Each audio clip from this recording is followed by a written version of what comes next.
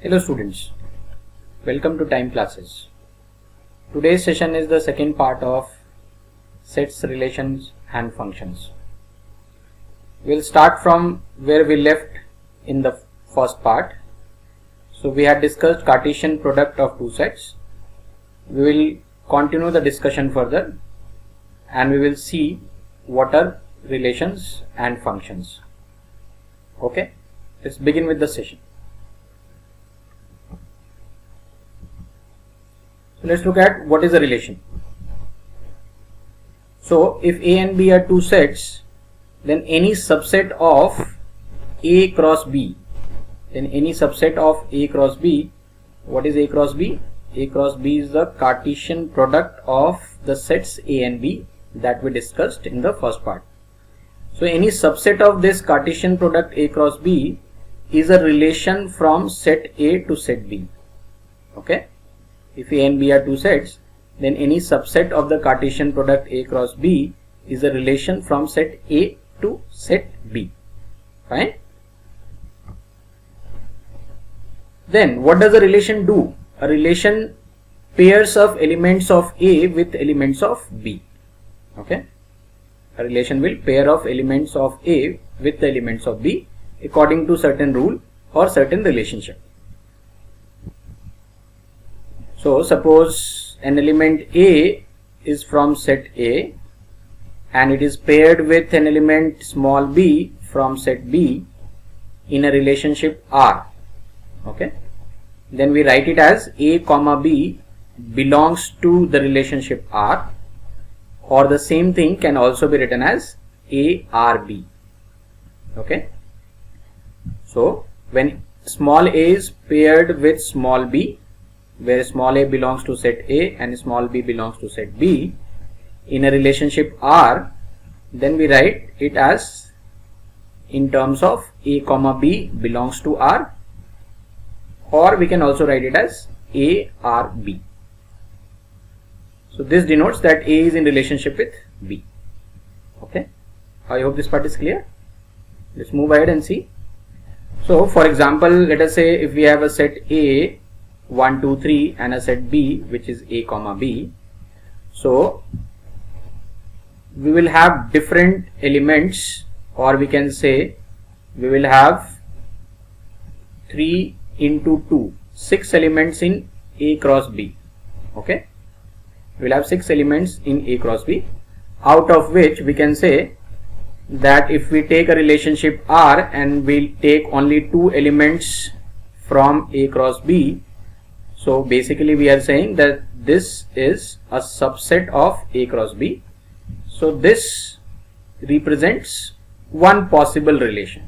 Okay, this represents one possible relation, and you see 1 comma A and 3 comma B, these are 2 elements, and this entire set which is R, it is a subset of the set A cross B. Okay, the Cartesian product A cross B. Okay, a subset of A cross A is a relationship in set A. So we can also have a relationship in the Cartesian product of A cross A. Okay, so if there is only one set A, then we can have the Cartesian product of A cross A, and we can have a relationship which will be a subset of A cross A. Fine. I hope this part is clear. What is a relation?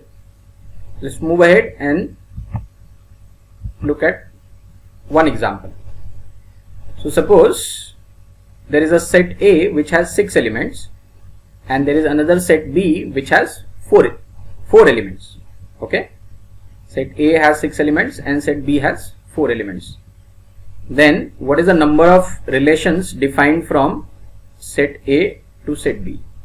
Okay, let's see how to solve this. So number of elements in A cross B will be 6 cross 4, that we have seen. What is the number of elements in the Cartesian product A cross B? It is number of elements in A multiplied with number of elements in B. So 6 into 4, which is 24.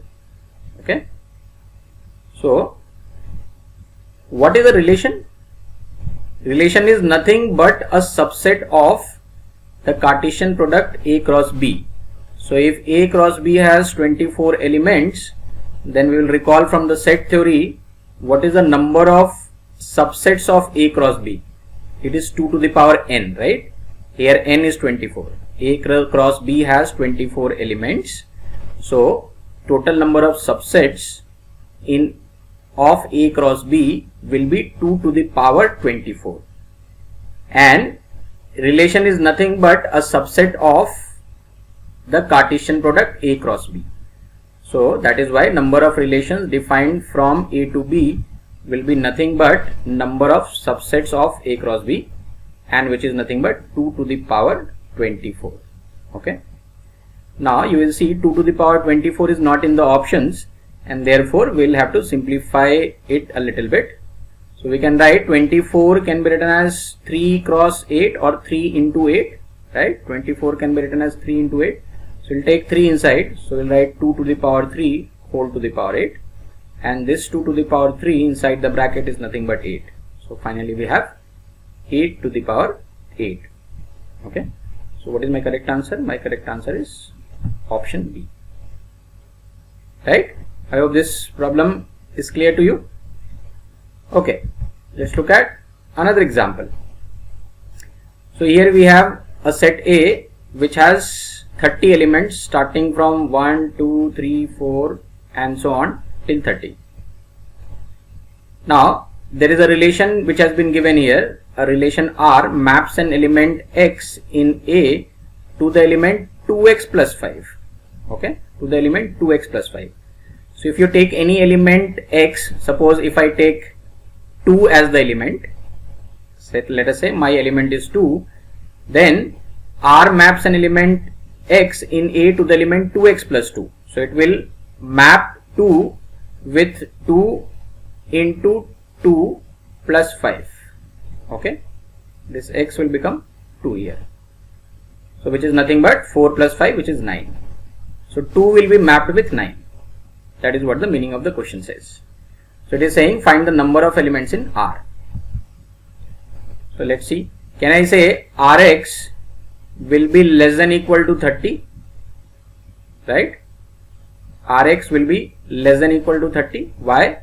Because whatever elements we have in the relation, that should also lie in the same set A. It is written here. Okay.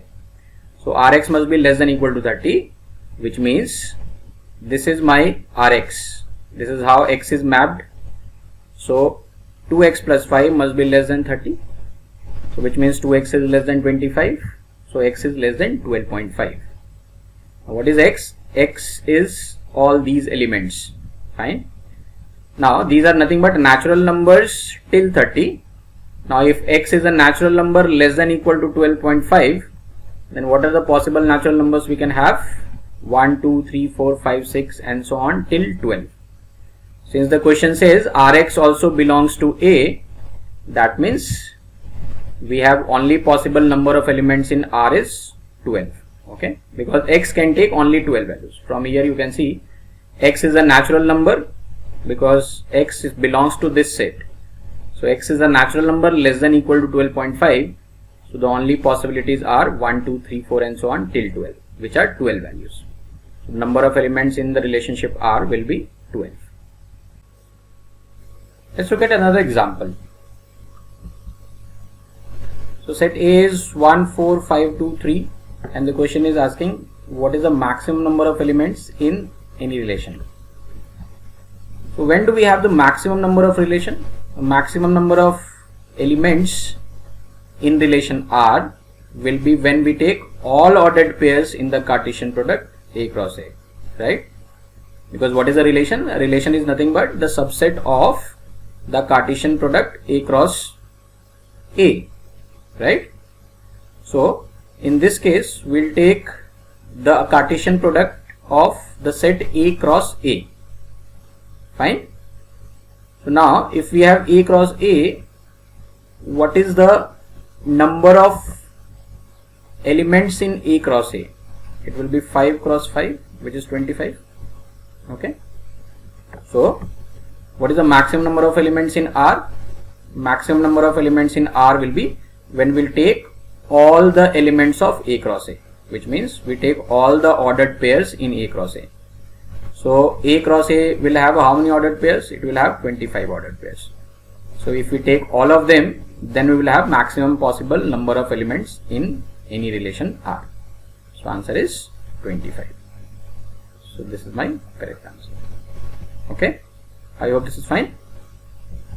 Okay, let's move ahead to the types of relations.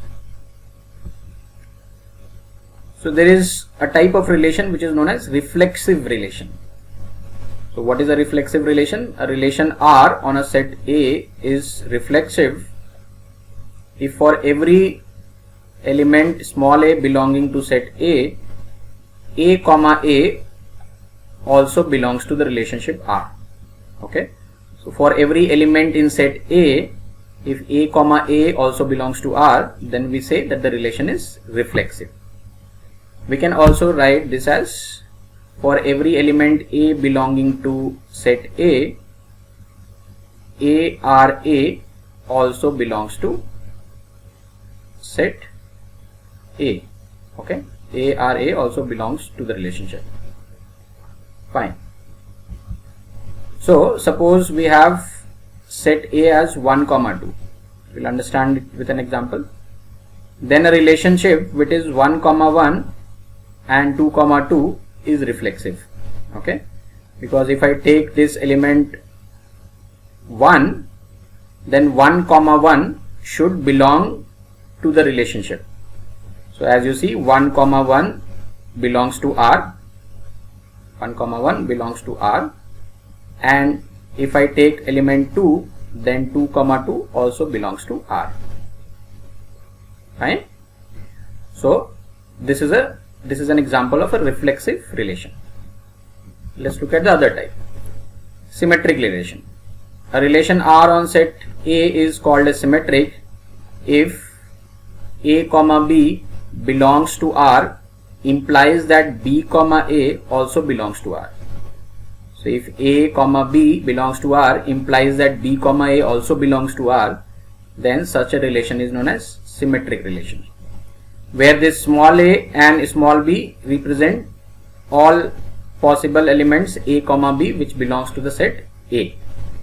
So this will be applicable for all A comma B belonging to set A. So another example, let us say set A is 1, 2, 3. Then the relation R which has the elements as 1, 2, 2, 1, 2, 3, 3, 2 is a symmetric relation. Okay, because you see if 1, 2 belongs to R, then 2, 1 also belongs to R. Similarly, if 2, 3 belongs to R, then 3, 2 also belongs to R. So this is an example of a symmetric relation. Okay. Let's look at the third type. It is known as transitive relation. So relation R on set A is called transitive if A comma B belonging to R and B comma C belonging to R implies that A comma C also belongs to R. So A from here and C from here. So if A comma B belongs to R and B comma C belongs to R, if that implies that A comma C also belongs to R for every ABC belonging to the set A, capital A. In that case, the relationship is known as transitive. So for example, if set A is 1, 2, 3, then a relationship which has 1, 2, 2, 3 and 1, 3 is transitive. So you see 1, 2 belongs to R, 2, 3 belongs to R, and as you see 1, 3 that also belongs to R. Okay, so this is an example of a transitive relationship. Okay. Now to understand it better, I'll give you another example. So I hope all of you are familiar with some basics of geometry. Fine. Let us look at the relationship, the similarity of triangles. Okay. So in a set of all the triangles, suppose we are looking at the similarity of triangles. So if I take in the set of triangles, if I take any one triangle, can I say the triangle is always similar to itself? A triangle is always similar to itself. So similarity is a reflexive relationship, right? Now suppose a triangle is similar to a triangle 1 is similar to triangle 2, let us say. So if triangle 1 is similar to triangle 2, then we can automatically say that triangle 2 is similar to triangle 1, isn't it? So triangle 1 similar to 2 implies the same as triangle 2 is similar to triangle 1. So this similarity is also a symmetric relation. Fine. Now let's look at transitive. Suppose triangle 1 is similar to triangle 2 and triangle 2 is similar to triangle 3. So can I say triangle 1 must be similar to triangle 3 also?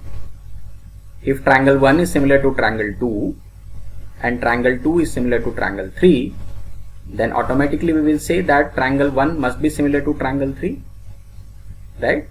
So can I say that similarity is also a transitive relationship, isn't it? I hope with this example it will be more clear to you what is a reflexive relation, symmetric relation and transitive relation. Let's look at what is an equivalence relation.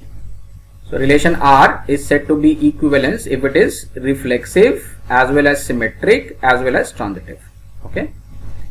If it is reflexive, symmetric and transitive at the same time, then such a relation is known as equivalence relation.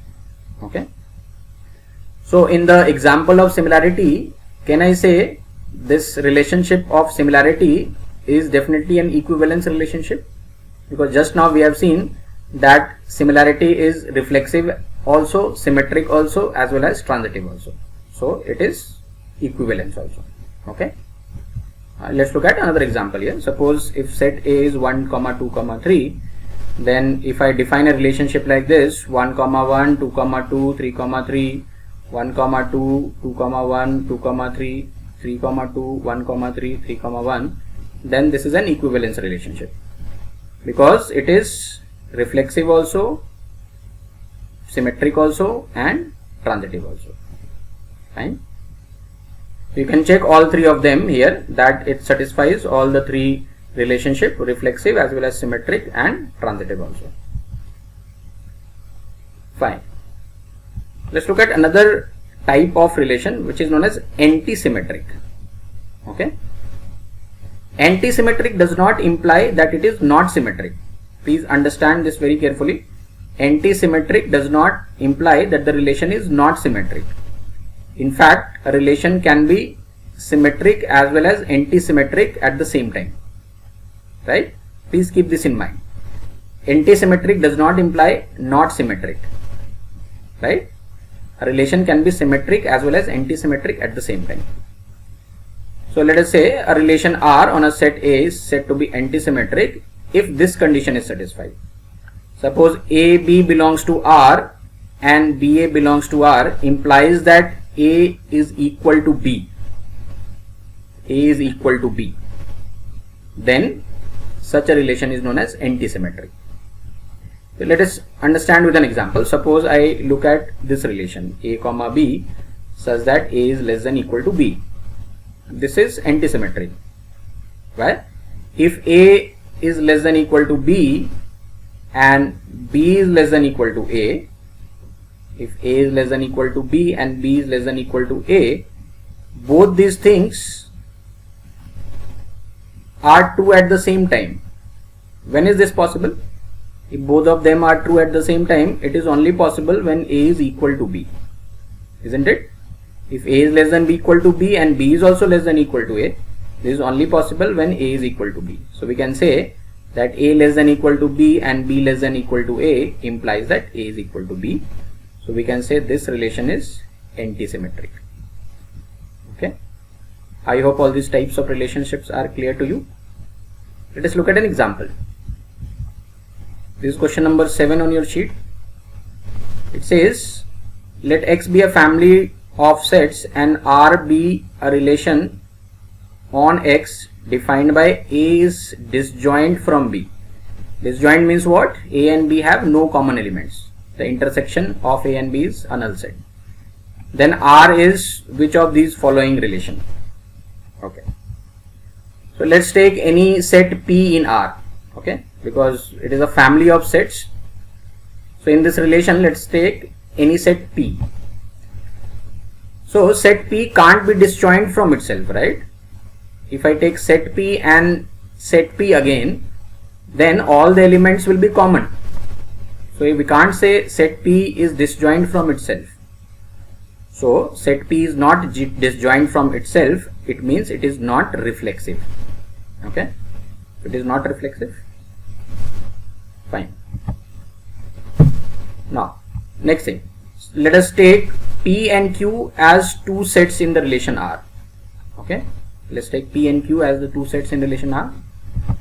So can I say if P is disjoint from Q, that means P and Q have no common elements. That means same as saying that Q and P have no common elements, isn't it? If P and Q are disjoint sets, that means same as Q and P are disjoint sets. So can we say the relation is symmetric? Can we say the relation is symmetric? The relation is symmetric. Okay. So you see, out of the given options, reflexive was incorrect and symmetric is correct. Okay. So we don't have to check the other options. We can say that this must be the answer. Fine. Okay. Let's move to the next one. So R is symmetric. The next thing is functions. Let us see how we define functions. So let's take two sets, A as 1, 2, 3, 4, 5 and B as A, B, C, D.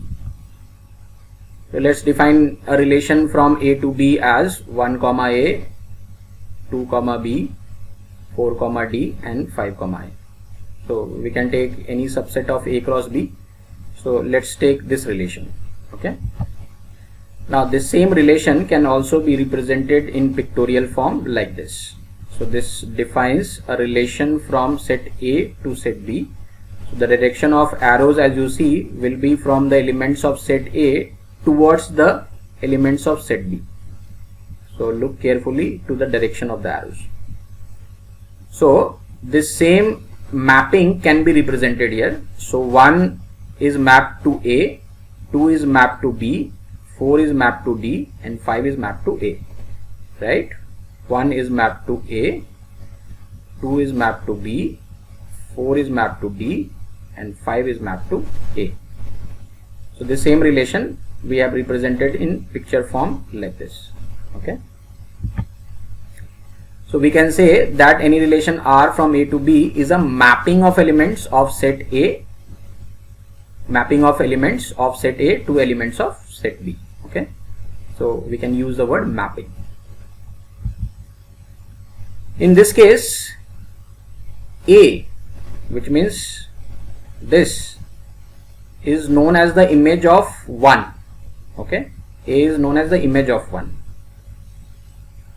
A is known as the image of 1 and other way around we will see that 1 is known as the pre-image of A. 1 is known as the pre-image of A. So remember these two words, we will be using it often. A is known as the image of 1, 1 is known as the image of A, pre-image of A, sorry. Similarly, B is known as the image of 2 and 2 will be known as the pre-image of B. Okay. Similarly, D is the image of 4 and 4 is the pre-image of D and so on. Okay. And we can see f of 1 is equal to A. Okay, f of 1 is equal to A. So this thing that A is the image of 1 can be represented like this and written as f of 1 is A. Fine. Now, so when do we have a function? So I said this is a relation. Now let's move on to define what is a function.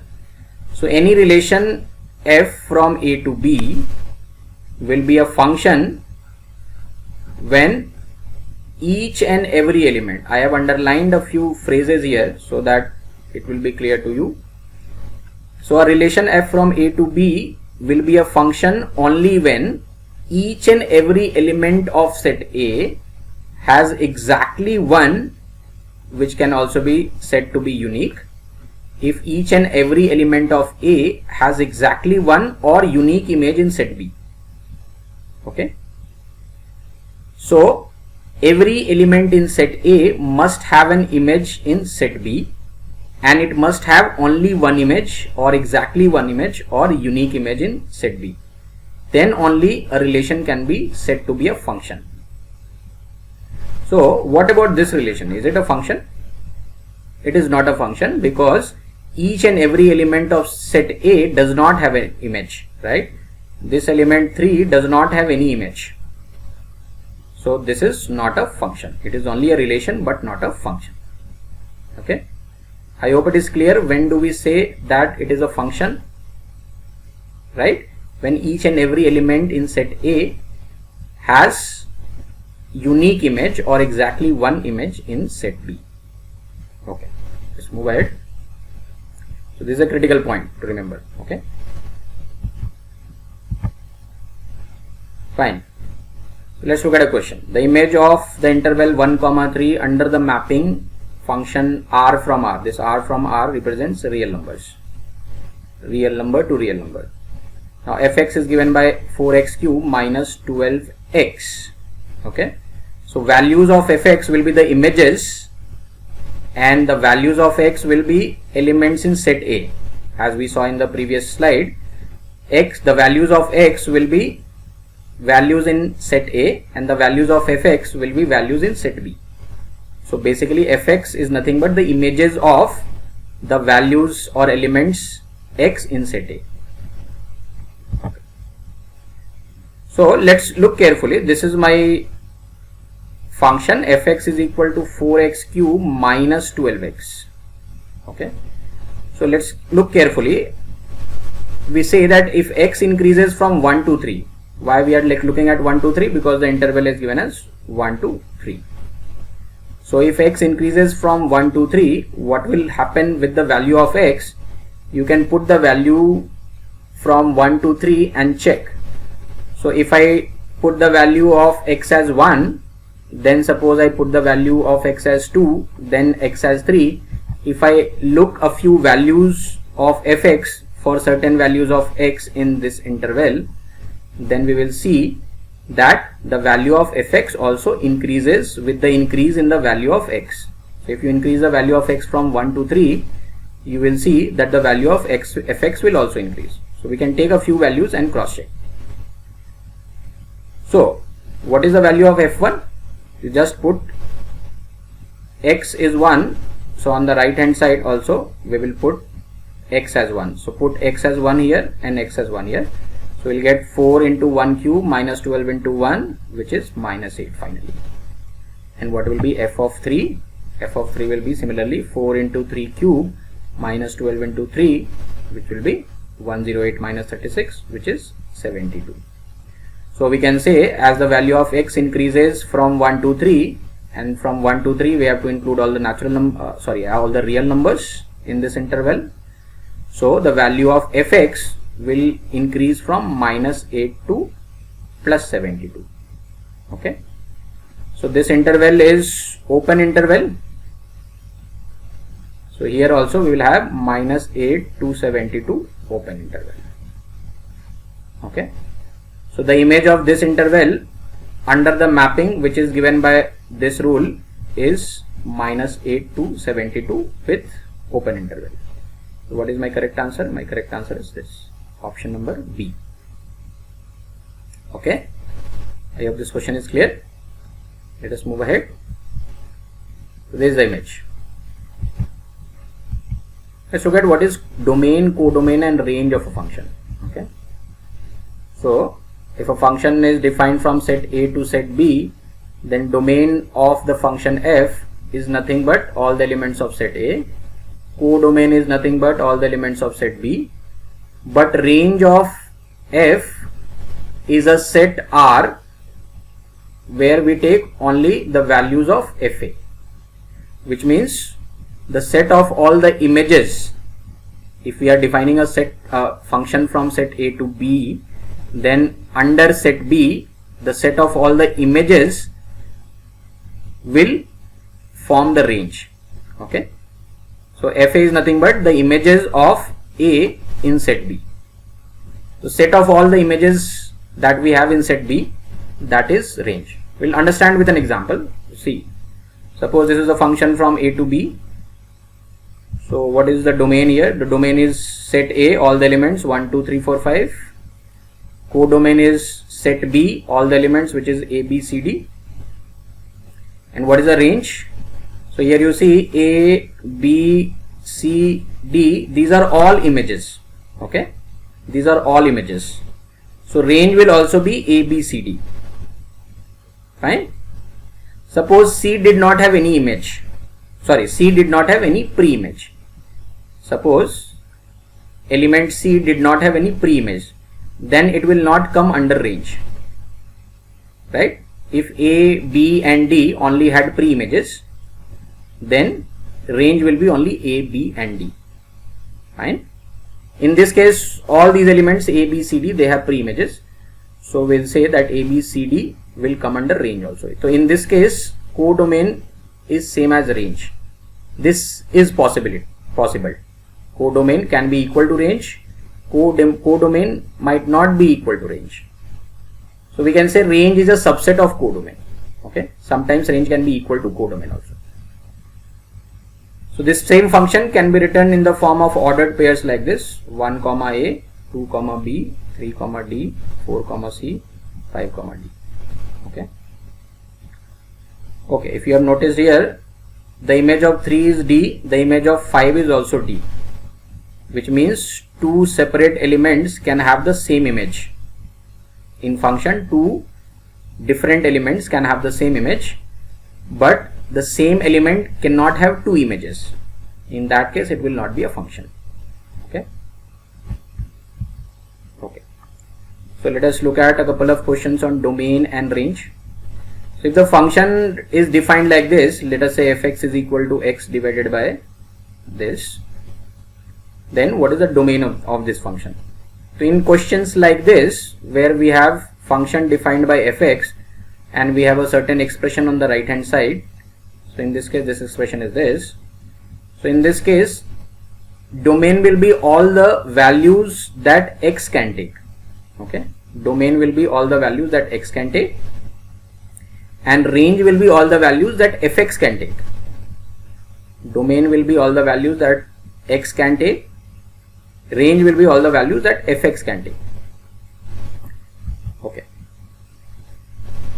So for domain, what are the possible values that x can take? So we'll look at this carefully. See, the denominator of this function is root of x square minus 3x plus 2. Okay. The first thing, this is a rational expression. It is in the form of p by q.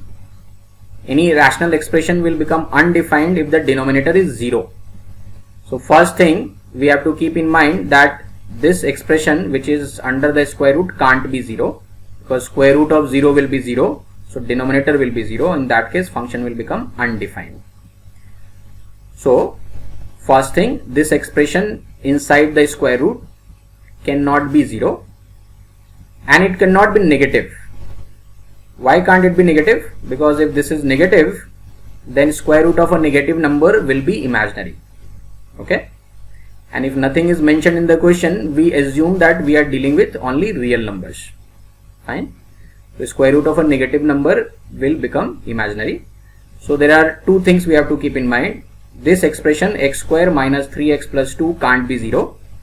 It can't be negative also. So what is the possibility? Only possibility is that x square minus 3x plus 2 has to be greater than 0. Fine. It has to be greater than 0, only then the function will be defined. So we can say x can take only those values such that x square minus 3x plus 2 is greater than 0. So this is an inequation. If we simplify this, you would have learned in inequation modulus class that this is a quadratic expression on the left. So we can factorize it as we factorize in a quadratic equation. We factorize it, so we'll get x minus 1 into x minus 2. We'll use the method of splitting the middle term. So this is greater than 0. Now, had it been equal to 0, my roots would have been 1 and 2. If I had equal to 0 here, then my roots would have been 1 and 2, but it is greater than 0, so the values of x will lie beyond the roots. Beyond the roots means it will be lesser than the smaller value and greater than the larger value. All the values of x which will satisfy this inequation, values of x will be less than 1 or greater than 2. So this is my answer. X will belong to -1 to infinity. All the values less than 1 means -1 to infinity open interval union 2 to infinity. So this represents all the values greater than 2. This represents all the values lesser than 1. When we say all the values, we are referring to all the real numbers. So this is my final answer. So answer is option B. Okay. I hope this is clear how to get the domain of a function. You just have to keep in mind that you have to look for all the possible values that x can take, just to get the range of this function. So fx is equal to mod of x plus mod of x plus 4. So we have modulus 4 here. Okay, fine. So what is the value of range? Which means we have to look for all possible values that fx can take. All possible values that fx can take will be the range. So fx will attain a minimum value of 4, right? What is the minimum possible value of fx? It will be 4, and that will happen when you take x as 0.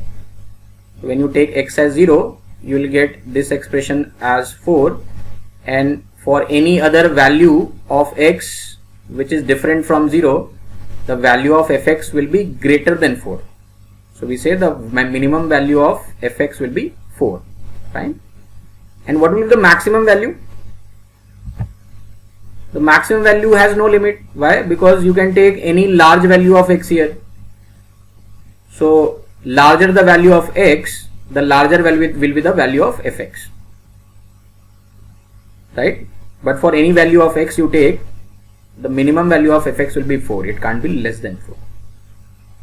So can I say the value of fx will be minimum 4 and there is no limit on the maximum value? So my answer is 4 to plus infinity, where 4 will be included in the interval.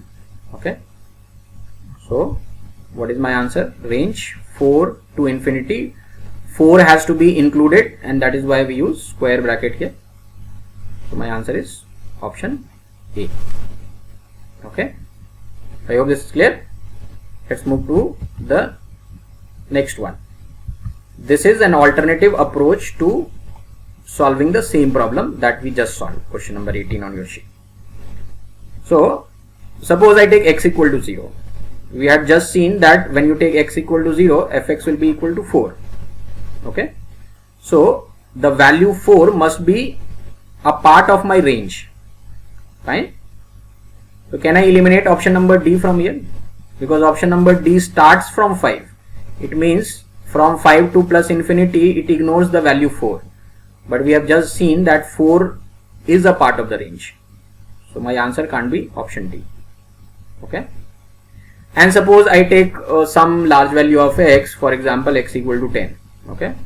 Let's take x equal to 10. So if you take x equal to 10, then what will be fx, which means f10. So put the value here. If I put the value 10 here and 10 here, what do I get? 24, right? 10, and here we get 14. So mod of 10 is 10, mod of 14 is 14. So total is 24. So 24 should also be a part of my range, isn't it? Because fx can be 24 also. So 24 should be a part of my range.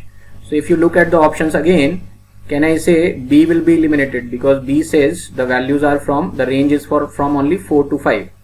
So this does not include 24. This is not correct. And this also says 0 to 4. Okay. This also does not include 24.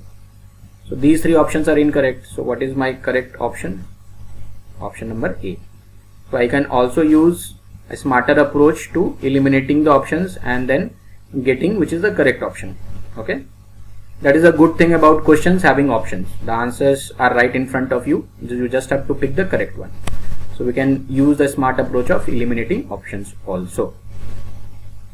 Fine. I hope this trick is clear to you. Let's look at types of functions. So one type is one-one function. One-one function is also known as injective function or simply injection. So this is an example. Let's say a function A from set A to set B. So one element in set A is mapped to only one element in set B. Such a function is known as one-one function. Okay. So this function can also be written in the ordered pair form like this. So for function A to B is 1 1 if every element of A has a distinct image in B. If every element of A has a distinct image in B.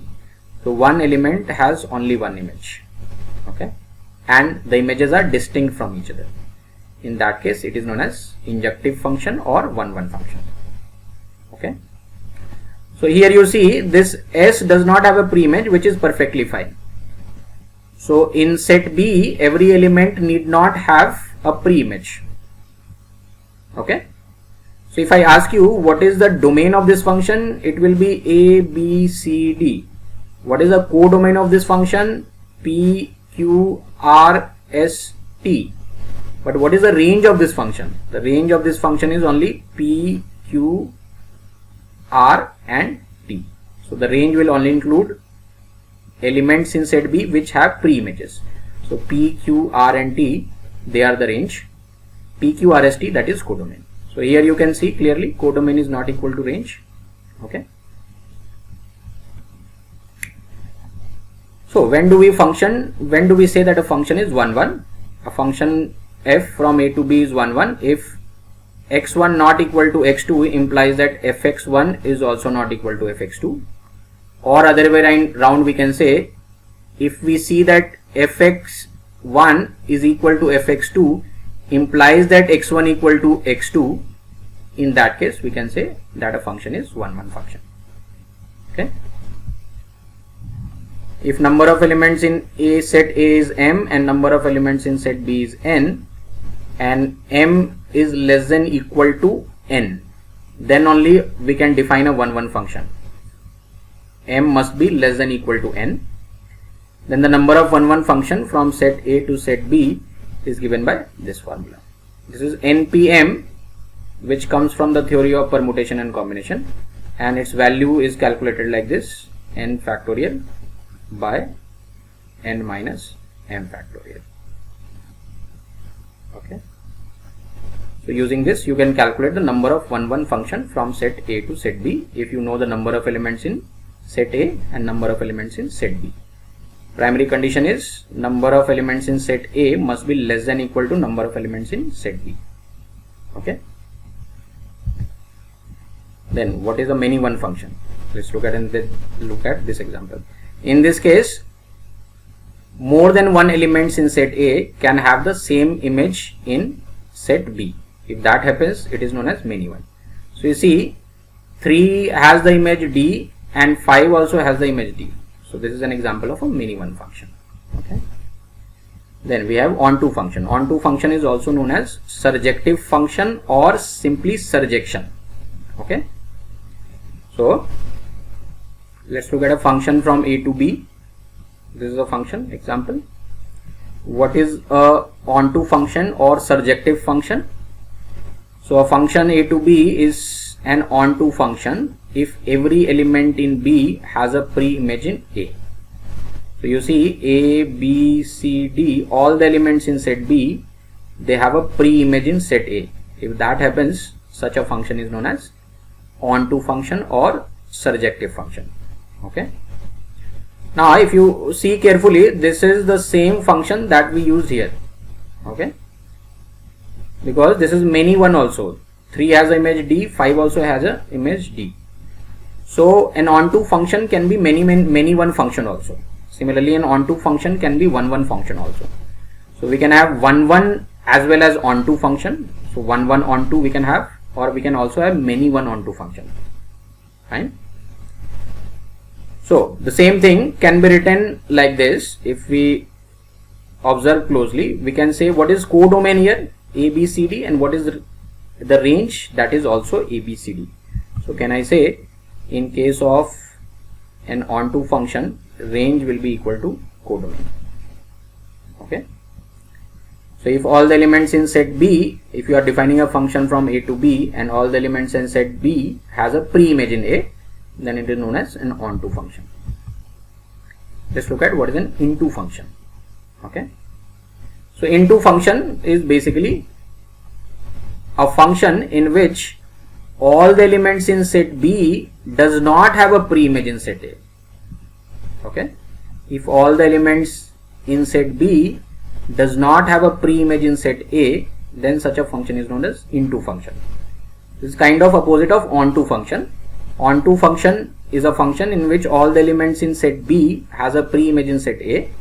Into function is a function when all the elements in set B do not have a pre-image in set A. So here you see S is an element in set B which does not have a pre-image. So this is an example of an into function. Here you can say that codomain will not be equal to range, isn't it? Codomain will not be equal to range. Then we have a bijective function. Bijective function is a function which is both 1, 1 as well as onto. A function which is both 1, 1 and onto is known as a bijective function. What is an inverse function? A function f from A to B, if it is a bijective function, so the primary condition is the function must be bijective, then only we can define an inverse function. If a function A to B is a bijective function, then only we can define an inverse function. In that case, we see that the function inverse function, which is written like this, f to the power minus 1. So that inverse function will be defined from set B to set A. Okay, where f inverse will contain elements B comma A and A comma B belongs to f. So the mapping will be in the reverse order. Okay, the mapping will be in the reverse order. So here, for example, if A is mapped to P, in that case P will be mapped to A. Fine. But then remember that inverse function will only exist if the original function is a bijective function. Okay, which means it is 1, 1 as well as into. So this f inverse will be called as inverse of the function f. Okay. Let's look at this example. This question number 12 on your sheet. It says, let's say a function is defined from real number, positive real numbers to positive real numbers. So it is defined as 2 to the power x when x lies between 0 and 1, and 3 to the power x when x lies from between 1 to infinity. Here we have open interval with 0, means 0 is not included but 1 is included. Here 1 is not included but it goes on till infinity. Which of the following is true?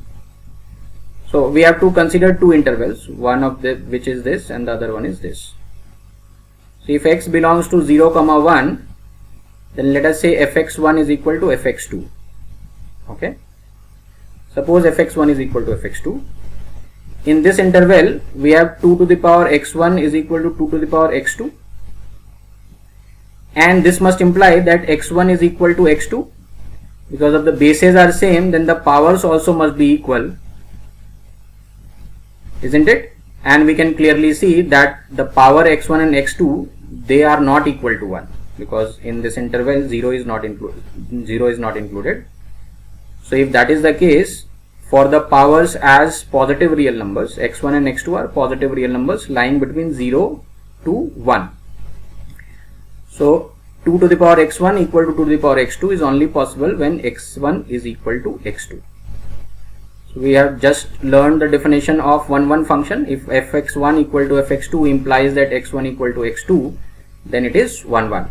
But we have the other interval also to check. So checking the other interval. So for x belonging to 1 to infinity, again let us say fx1 equal to fx2. So in this case 3 to the power x1 must be equal to 3 to the power x2 from here. So again, if these two are equal, that is only possible when x1 is equal to x2. So here also fx1 equal to fx2 implies x1 equal to x2. So we can say fx is a 1, 1 function. Okay. Now 1 1 we have in the option, but we also have onto in the option. Okay, so we have to check for onto also. So suppose the value of fx is 2.5. Okay, so neither in this range nor in this range you can't find. So in either of these two ranges there is no value of x in case of positive real numbers such that you will get fx equal to 2.5. Okay, neither from here nor from here. So if we have any positive real number, so if x belongs to any positive real number, you can't have any value of x for which fx equal to 2.5 from these two relationships. So which means there is an element in set B 2.5 which will not have a pre-image. Okay, which will not have a pre-image. So which means codomain will not be equal to range here. Fine, codomain will not be equal to range, and therefore f is not onto, f is only 1 1 function. 2.5 is in the codomain because 2.5 is a positive real number, but it does not have any pre-image because for no value of f, fx is equal to 2.5. So the answer is f is only 1 1, it is not onto. Okay, I hope this is clear. Okay, let's look at this example. How to get inverse of a function. Okay, how to get inverse of a function. So fx is equal to this function. Now for getting inverse of a function, what we do is, this is the process we'll follow. If fx is 3x plus 5 by x plus 1, then we'll replace fx by y and write the expression on the right hand side once again. So y is equal to 3x plus 5 by x plus 1. So we'll replace fx by y and then simplify this equation to get x in terms of y. Here you have written y in terms of x. Now we'll simplify this and write x in terms of y. So let's do cross multiplication and simplification.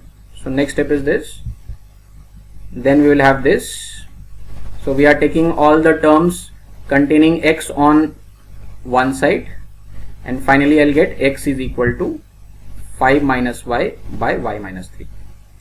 Once you get this, once you write x in terms of y, then what you do is interchange x and y. Once you do this, then you interchange x and y. So y will come in place of x will come in place of y. So finally from here I'll get this. We can write y is equal to 5 minus x by x minus 3, and then you once again replace y with f inverse of f inverse of x. So this is my inverse function. Now y will be replaced with f inverse of x and inverse function will be this. Okay. So what is my answer from the options? If you see, option D. So this is the process of getting the inverse function of any function. I hope this part is clear. Let's look at the next part, which is composition of functions. So suppose we have f and g as two functions, then fog and gof, these are defined as composition of functions. We can also have fof or gog. So let's take an example. Suppose fx is x plus 3 and gx is x square. So fog of x is basically f of g of x, which can be written as f of x square. So what is this gx? This gx is nothing but x square. So instead of gx we write x square, and now we have to write f of x square. So f of x square must be x square plus 3. Why? Because f of x is x plus 3. If f of x is x plus 3, then f of x square must be x square plus 3, right? So here you just have to replace x square instead of x. So fog of x is x square plus 3. Let's look at gof of x. Gof of x is g of f of x, which can be written as g of x plus 3. So this x plus 3 is nothing but fx, right? And g of x plus 3 must be x plus 3 whole square. Why is that so? Because gx is x square. So in place of x, if I have x plus 3, then it must be x plus 3 whole square. So see the difference, fog of x is x square plus 3, but GOF of x is x plus 3 whole square. So in general, FOG will not be equal to GOF in general, but there can be exceptions. So you see FOG of 5 can be calculated like this, isn't it? So FOG of 5 is nothing but 5 square plus 3, because this is what FOG of x is. So if we have 5 here, then it will be 5 square plus 3, so which is 28. FOG of 5 can also be calculated from here itself. If I know these two functions, I can straight away calculate FOG of 5. So FOG of 5 is nothing but f of g of 5.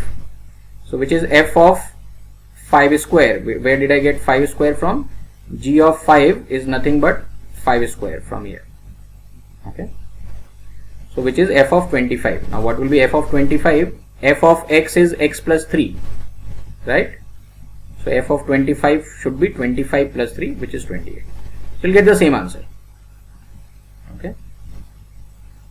So if I have to find FOG of 5, then I don't have to calculate FOG of x first. I can directly calculate it from the definition of fx and gx. Okay. I hope this is clear. What is composition of functions? Let's look at an example here.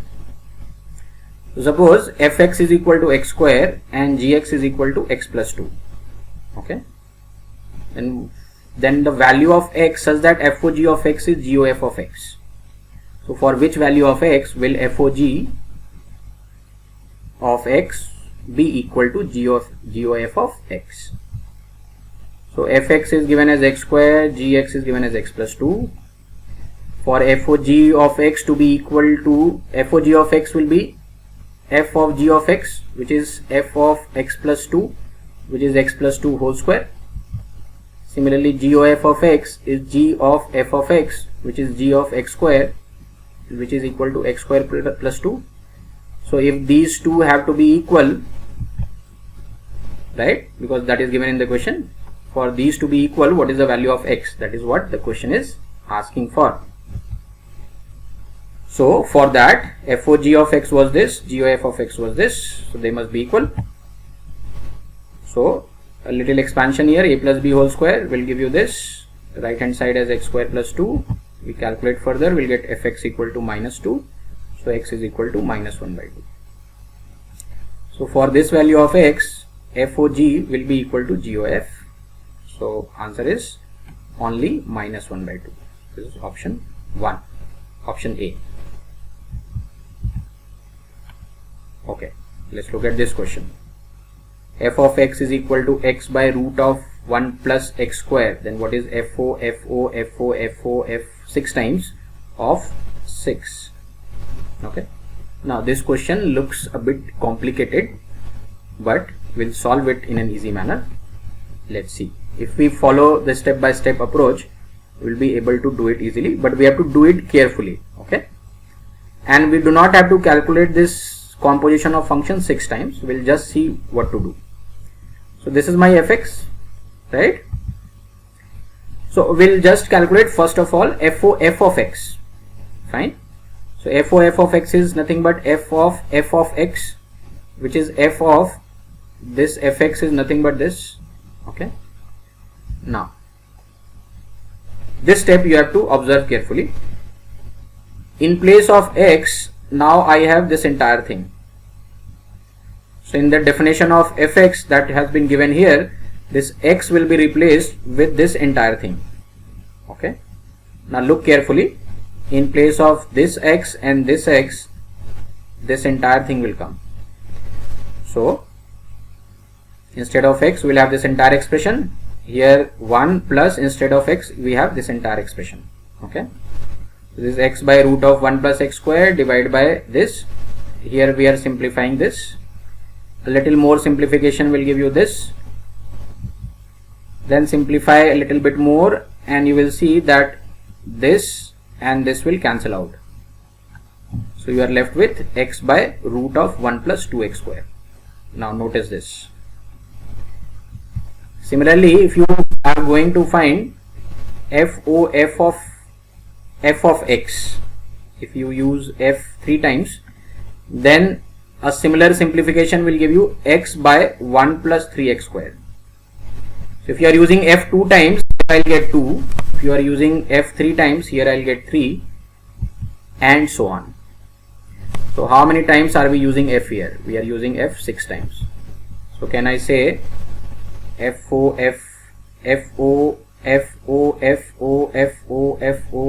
x must be equal to x by, here we'll get 6. Why? Because we are using the function 6 times. Composition is being used 6 times. So now in this case we have to just replace x by 6. So if you replace x by 6, here also we have to replace x by 6. If you replace x by 6, I'll get 6 by root of 270. Okay. So my answer is option A. Okay. So I hope all the concepts are clear to you in sets, relations, and functions. So just do a revision of all the concepts that we have learned and the examples we have seen, and solve the rest of the questions on your own. Okay.